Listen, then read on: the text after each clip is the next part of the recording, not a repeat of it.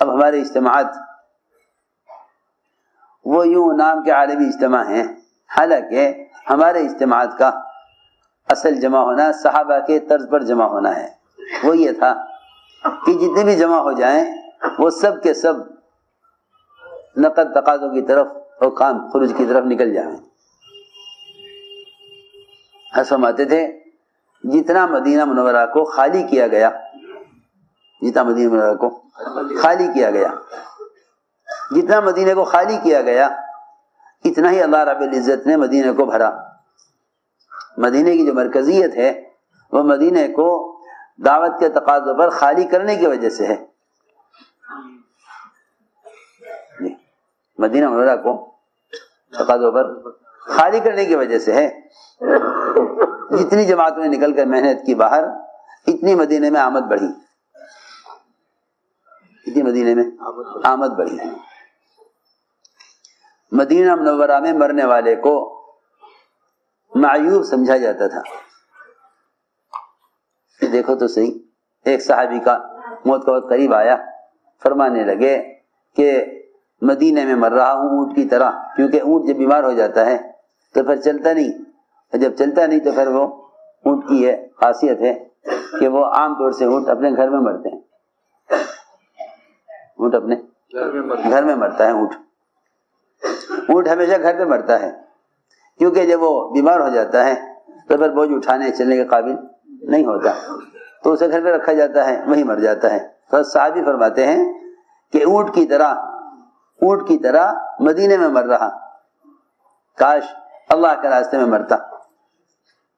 ہم نے عرض کیا کہ ایسا مزاج بنایا گیا تھا خروج کا کہ اگر مدینے کی مرکزیت ہمیشہ کے لیے چاہتے ہو تو مدینے کو مردوں سے خالی کرو،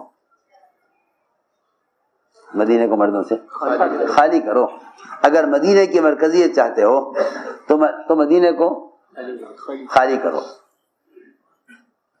یہ نہیں کہ ہم یہ اندازہ کر لیں کہ بھئی چلو اتنی جماعتیں ہم نکال دیں گے، نہیں۔ ابو بکر رضی اللہ تعالی عنہ مدینہ منورہ کو 100% حضرت ابوبکر خود اٹھ کے چل دیے۔ حضرت عمر نے فرمایا مومنین چلیے، آپ جو چاہتے ہیں وہ ہم کریں گے، آپ تشریف رکھیے، آپ تشریف رکھیے، آپ جو کہتے ہیں ہم کریں گے۔ تو میرے دوستو عزیزو، بات اصل یہ تھی کہ قلوب کا خیر کی تو متوجہ ہونا تو اتنا ہی ہوگا جتنا انفرادی دعوت کا اہتمام زیادہ ہوگا۔ حضور اکرم صلی اللہ علیہ وسلم نے 13 سال مکے کی زندگی میں آنے والوں کی انفرادی دعوت اور نقل و حرکت کے ذریعے انفرادی دعوت، 13 سال اس پر اتنی محنت ہوئی کہ پھر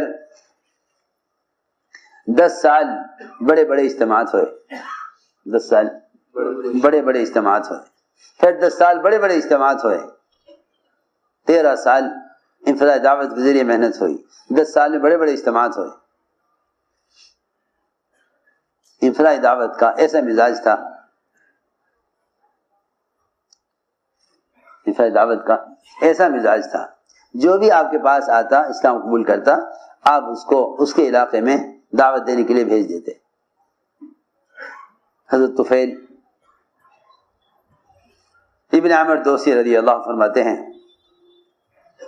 کہ میں نے بھی سنا کہ حضور اکرم صلی اللہ علیہ وسلم کی بعثت ہو گئی ہے، اور وہ کہتے ہیں کہ میں نبی ہوں، چلو دیکھ کر آتے ہیں۔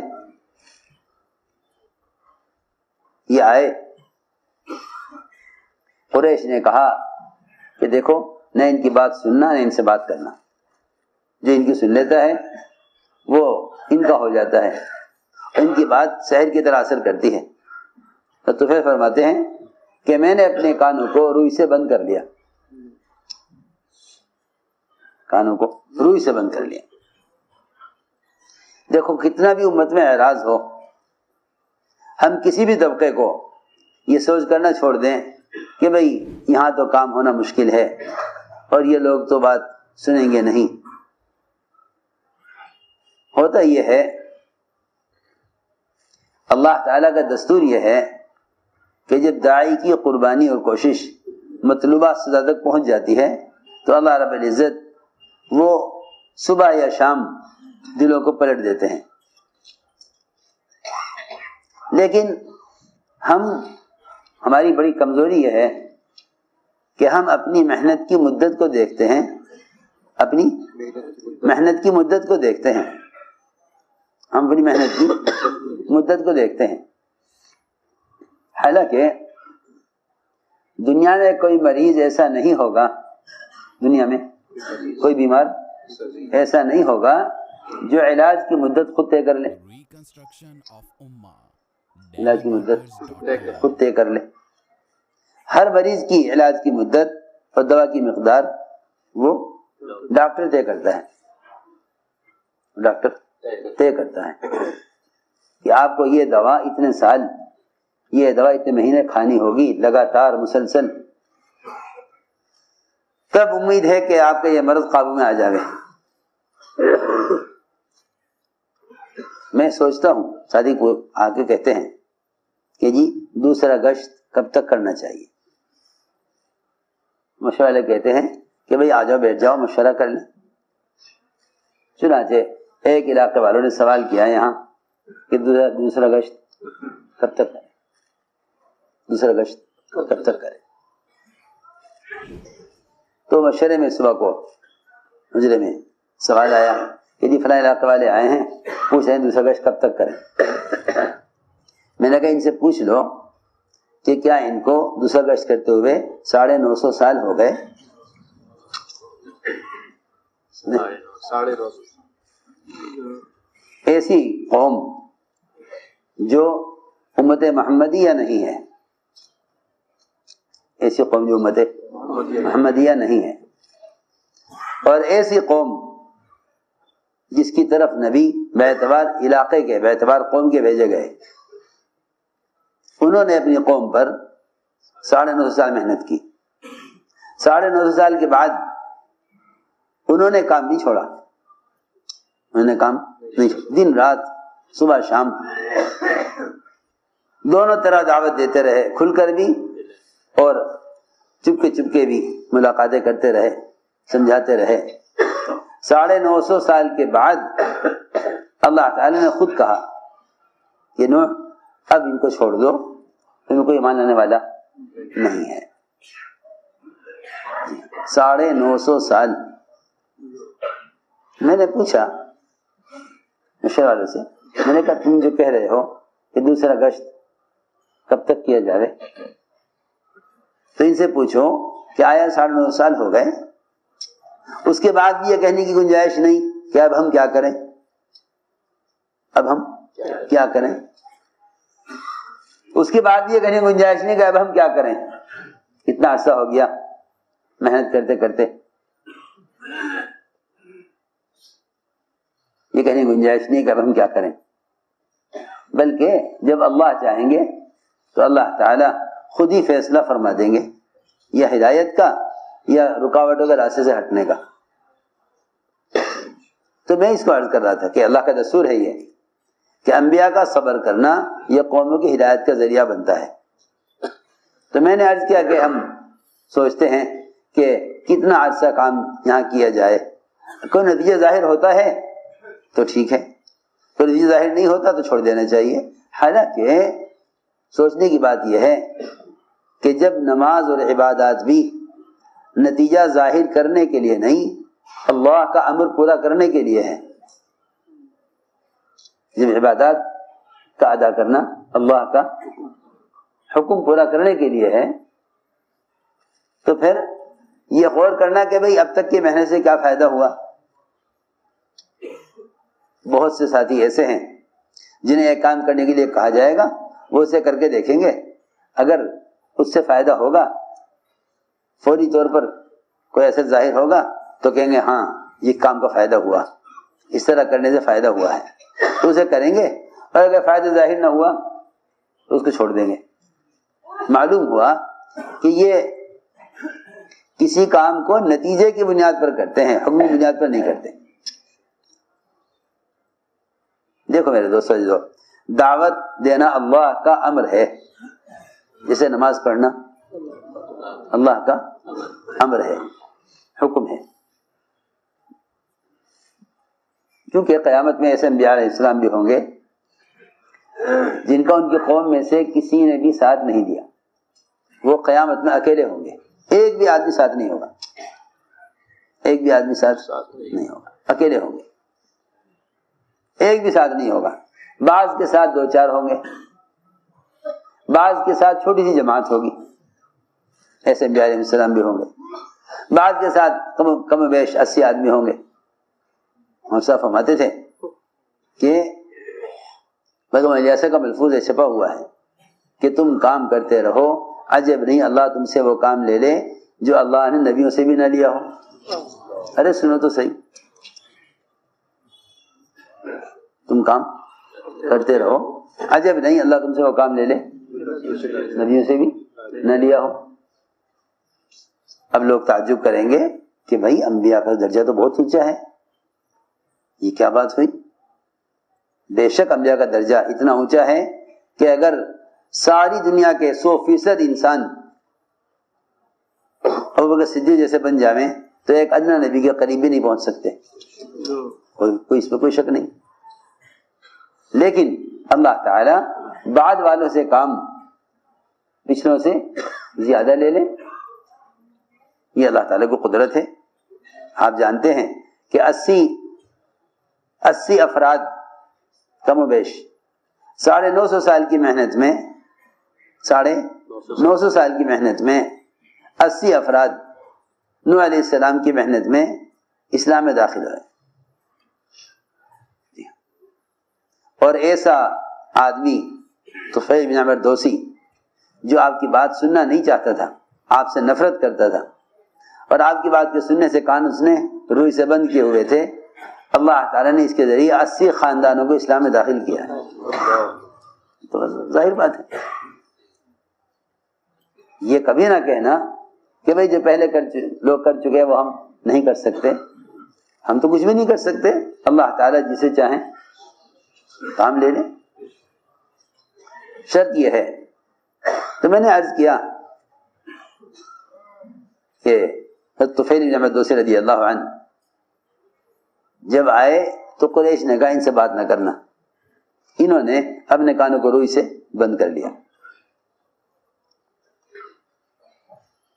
لیکن بات یہ ہے کہ امت میں دین سے اسلام سے کتنا بھی اعراض ہو، اگر ہماری طبیعت اور ہماری طلب اس آدمی کی ہدایت پر لانے کی ہے تو اللہ رب العزت کسی کی طلب کو ضائع نہیں کرتے. دوسری بات یہ ہے کہ ایک علاقے میں قربانی دی جاتی ہے، اس کا اثر ہر جگہ پڑتا ہے، اس کا اثر ہر جگہ پڑتا ہے. جی ہاں، اس کا اثر ہر جگہ پڑتا ہے. محنت ہو رہی تھی مکہ مکرمہ میں، انصار تیار ہو رہے تھے مدینہ منورہ میں. جی ہاں، محنت ہو رہی تھی مکہ مکرمہ میں، انصار تیار ہو رہے تھے مدینہ منورہ میں. اللہ تعالیٰ کسی کے محنت کو ضائع نہیں کرتے. ہمیں بظاہر ہمیں اگرچہ اپنی محنت کا نتیجہ نظر نہ آئے، کبھی یہ مت سوچنا کہ جب کوئی نتیجہ ظاہر نہیں ہو رہا ہے تو کب تک کریں، چھوڑ دیں.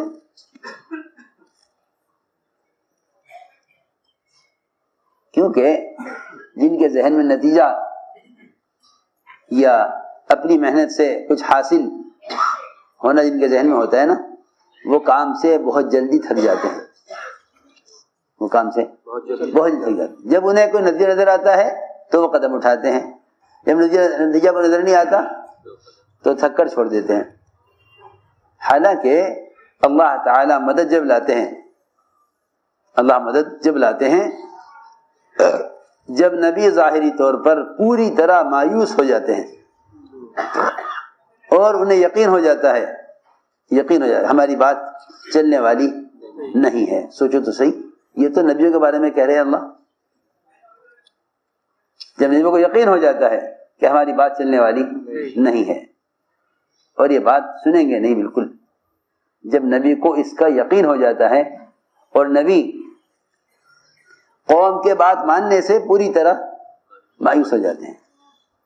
اللہ مجھے معاف فرماوے، ہماری تو گشت و ملاقاتیں اور محنت صرف وہاں تک چلتی ہے جہاں تک ہمیں اس بات کا اندازہ ہوتا ہے کہ ہاں یہ ہماری بات قبول کر لیں گے۔ دیکھو میں کچھ کہہ رہا بمبئی والوں، ایسے محلے، ایسی گلیاں، ایسے گھر ہم متعین کر لیں گے جہاں ہمارے گشت کا استقبال ہو، جہاں ہمارے گشت کا استقبال ہو۔ میری بات توجہ چاہتی ہے، بہت الفاظ اس لیے استعمال کرتا ہوں تاکہ اس سے ہی اصل مقصد حاصل ہوتا ہے۔ وہاں تک ہم گشت کرتے ہیں جس گھر، جس گلی میں یا جس مسجد میں ہمارے گشت کا استقبال ہو، لوگ کہ ہاں جی آئیے، ہم تو آپ کے منتظر ہیں۔ میں کیا بتاؤں، جن میں طلب ہے ان میں کام کرنا قربانی نہیں ہے، جن میں طلب ہے ان میں کام کرنا قربانی نہیں ہے، کیونکہ جن میں طلب ہے ان میں تو آپ مطلوب بن کر جا رہے ہیں، طالب بن کر تو نہیں جا رہے۔ میری بات سمجھ میں آ رہی؟ جن کے اندر طلب ہے، جن میں طلب ہے ان میں تو آپ مطلوب بن کر جا رہے ہیں۔ حالانکہ داعی تو اس کو کہتے ہیں کہ وہ ان میں جا کے محنت کرے جن کے اندر طلب نہیں ہے، اس لیے کہ نبوت کی لائن کی تکلیفیں، نبوت کی لائن کی اذیتیں صرف ان لوگوں میں ملیں گی جا کر جن کے اندر طلب نہیں ہے، جن کے اندر طلب نہیں ہے۔ نبوت کی لائن کی اذیتیں وہیں پیش آئیں گی جہاں طلب نہیں ہے۔ جہاں طلب ہے وہاں تو آپ مطلوب ہیں، مدعو ہیں، آپ ان کے کیا کہنا چاہیے کہ لوگ محبت اور طلب سے آپ کو بلا رہے ہیں کہ ہمارے یہاں آئیے۔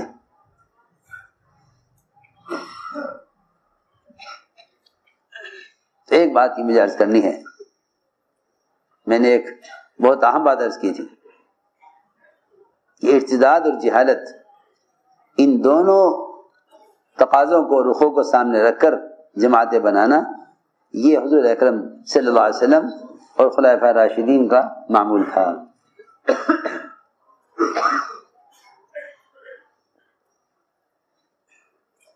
تو حضرت طفیل رضی اللہ تعالیٰ عنہ جب آئے تو کان بند کیے ہوئے تھے آپ کی بات کو سننے سے۔ لیکن وہی بات ہے کہ لوگوں کو دعوت دے کر ماحول میں لاؤ تاکہ اس ماحول میں آنے سے ان کے کان کھلیں، ان کے دل کھلیں۔ حضرت فرماتے ہیں مسجد میں قدم رکھتے ہی اندر سے میرے دل نے کہا ان کی بات سننی چاہیے، ان کی بات سننی چاہیے۔ فرماتے ہیں میں نے کانوں سے روئی نکالی، آپ کی بات سنی، مجھے آپ کی بات بہت پسند آئی اور میں نے اسلام قبول کیا۔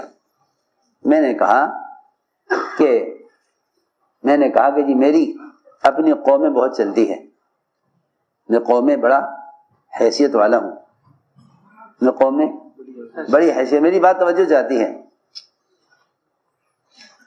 ہم اصل میں محنت سے ہٹ کر یوں سوچتے ہیں کہ جتنے خواص ہیں ہمارے علاقے میں، کسی طرح ان خواص کو لے لیا جاوے تاکہ انہیں دکھلا دکھلا کے عوام کو کام کی تو متوجہ کیا جاوے۔ سنو تو صحیح، عوام کو کام کی طرف متوجہ کرنے کے لیے خواص کو لے لیا جاوے کہ لوگ کہیں گے اچھا بھائی اتنے بڑے آدمی یہ بھی ان کے ساتھ ہیں تو چلو ہم بھی کر لیتے ہیں۔ نہیں، اس کا مطلب یہ ہوا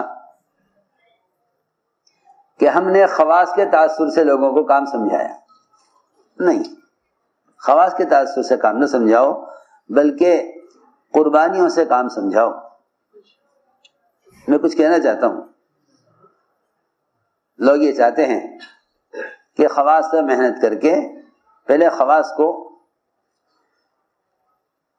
کام میں لگا دو، جب خواص آ جائیں گے تو ان سے عوام متاثر ہو جائیں گے۔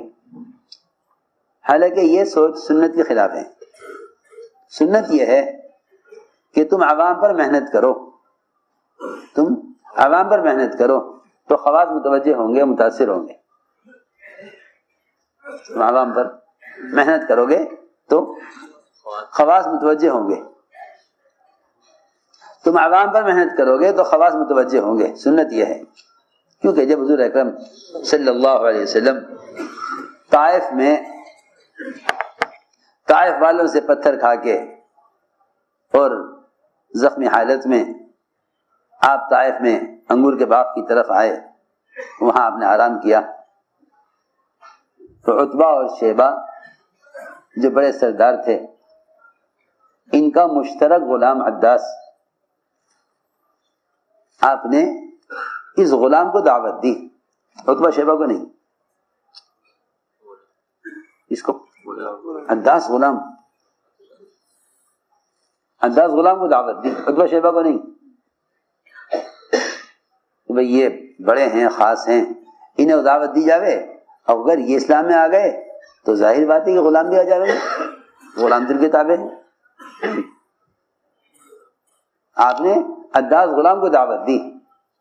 عتبہ شیبہ متاثر اس سے ہوئے کہ غلام ہمارا ہے، غلام ہمارا ہے، ہمیں آج تک سجدہ نہیں کیا، اور اسے دیکھو کہ یہ محمد صلی اللہ علیہ وسلم ہم نہیں چاہتے، یہ ان کے پیر چوم رہا، حالانکہ خون بہ رہا پیروں سے، اور یہ ان کو سجدہ کر رہا ہے. کیونکہ اصولی بات یہ ہے، ہمارے یہاں مثل مشہور ہے کہ اگر مرغی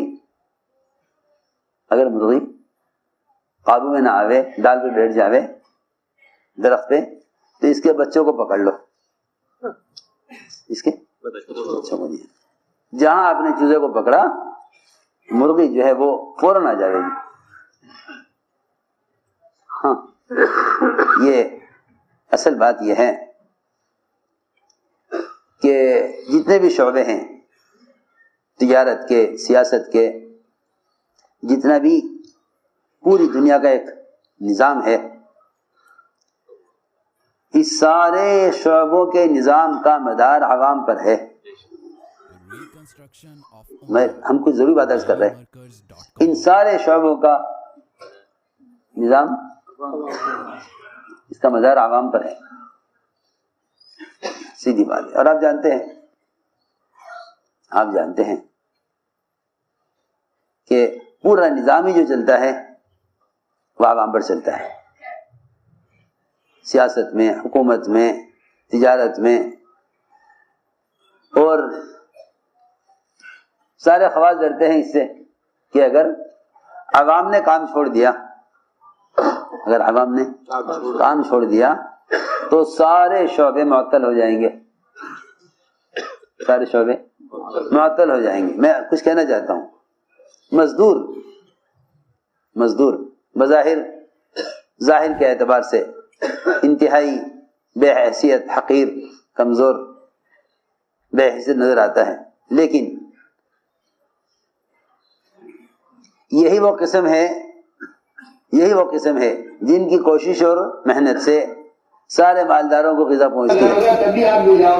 صحیح بات ہے، آپ کی بات آپ سب جانتے ہیں. جب ایک نبی اور ایک قرآن ہے اور بس ایک خدا پہ ایمان ہے تو پھر کیوں رستے ہیں کہ بھئی خواص پر محنت کی جائے، پھر ان کی حیثیت کو استعمال کر کے عوام کو متاثر کیا جائے. بعض ساتھی بھی سوچتے ہیں کہ بھئی خواص میں سے کسی کو منبر پر لایا جائے، ان سے کچھ بات کرا لی جائے تاکہ عوام کہیں کہ بھئی دیکھو یہ بھی ماشاءاللہ کمزور میں ہے، تو پھر ہم نے کریں. فرماتے تھے کہ منبر سے تو اسی کی بات مؤثر ہوگی جو محنت کے عمومی میدان میں ہے.